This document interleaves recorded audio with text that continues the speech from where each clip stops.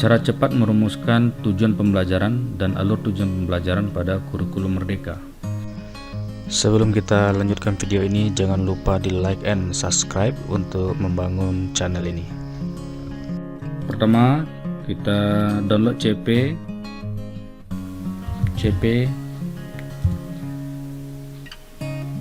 Kurikulum Merdeka. Itu kita download pada link kurikulum Kemendikbud.go.id.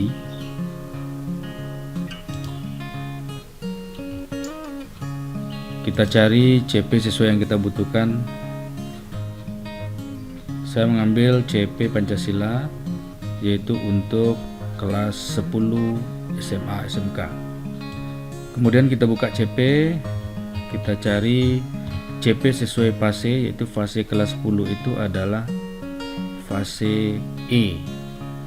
Jika Bapak Ibu di SD atau SMP, maka silakan diambil fase A dan B, C.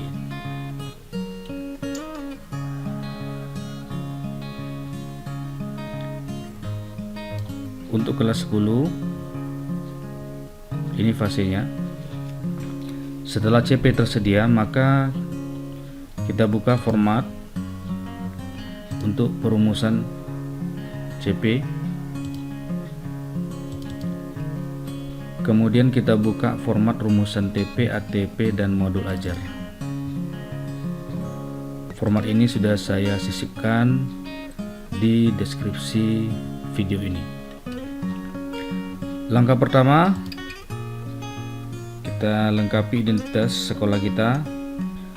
Setelah biodata identitasnya dilengkapi, maka kita kopikan CP kita ke format yang telah disediakan. Pertama, kita kopikan elemen. Elemennya adalah Pancasila, tinggal di copy. CP nya kita ambil yang fase E, ini dia CP peserta didik dan seterusnya.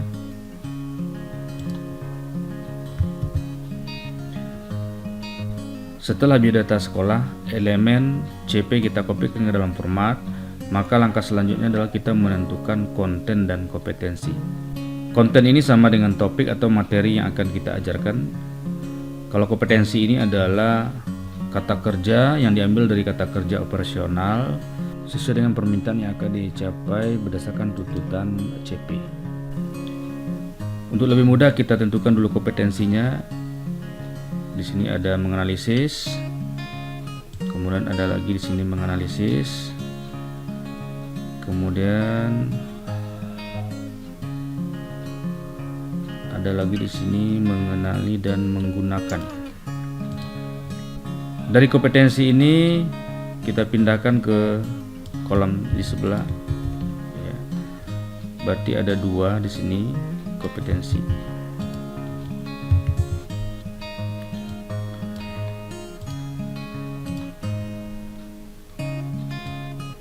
Kemudian kontennya, setelah kompetensi ini adalah kontennya. Kita lihat di sini sampai di sini, berarti ini untuk konten yang pertama.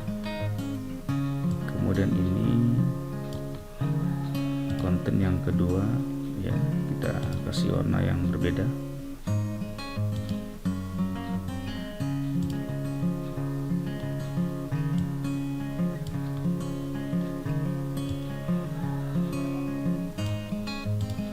Ini konten yang kedua, kemudian ini konten yang ketiga.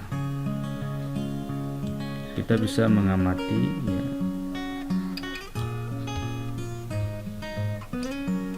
materi yang akan diajarkan.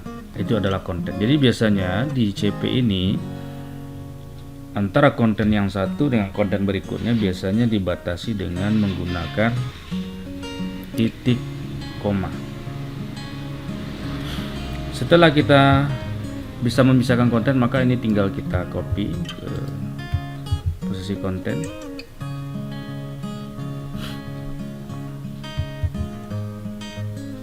Kita kita copy ke posisi konten, ke kolom konten ya.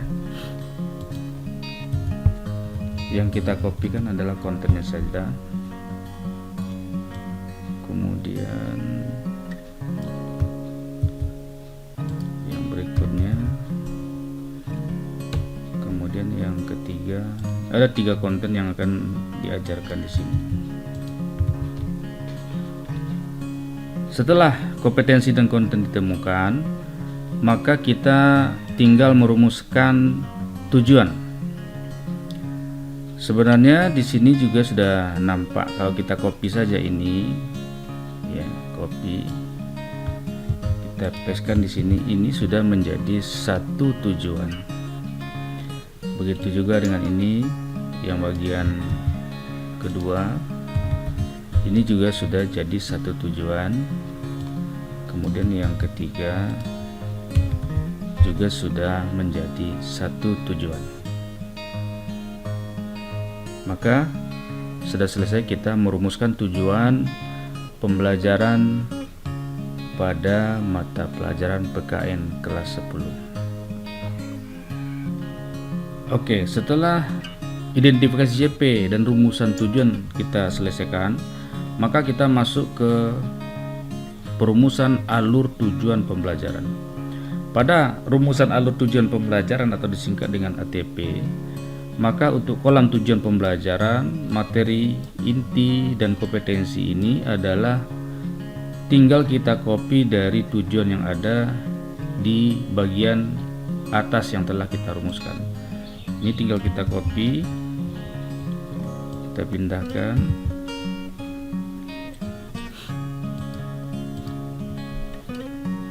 ya, kita hilangkan warnanya. Ini adalah hasil rumusan tujuan yang telah kita rumuskan di atas pada identifikasi CP dan rumusan tujuan. Kemudian untuk kontennya tinggal kita copy. Ya, ini kontennya ini bisa sebenarnya lebih diringkas ya. Tapi kalau untuk kompetensi, nah ini kita sesuaikan di sini. Jadi ada 2 tadi yang menganalisis. Saya hilangkan warnanya. Jadi cara pandang pendiri bangsa,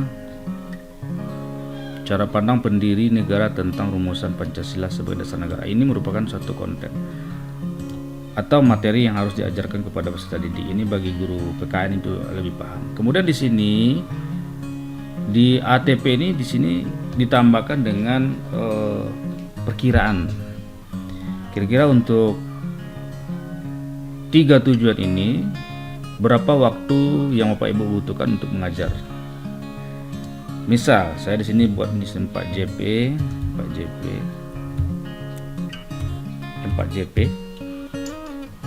Ini perkiraan ya, yang lebih tahu itu adalah Bapak Ibu gurunya. Kemudian di sini kita harus tambahkan dimensi profil pelajar Pancasila yang terkait dengan topik ini kira-kira apa. Dari 6 dimensi itu tidak perlu semuanya kita tuangkan di sini, mungkin cukup 1 atau 2 saja. Untuk penentuan dimensi profil pelajar Pancasilanya terkait dengan materi yang kita ajarkan, di sini misal kita masukkan yang pertama bernalar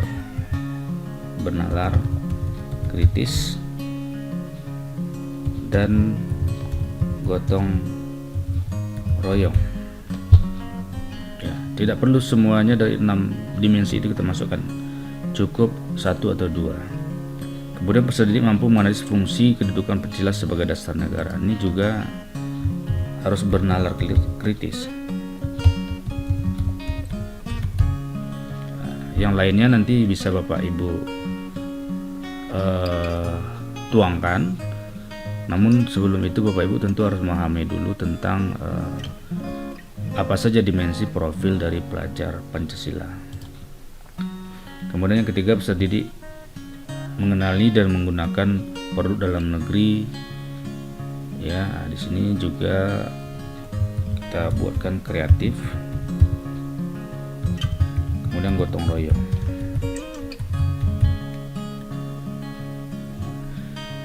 Nanti dari dimensi-dimensi ini perlu kita rumuskan seperti apa nanti rubrik ya, instrumen untuk melakukan penilaian terhadap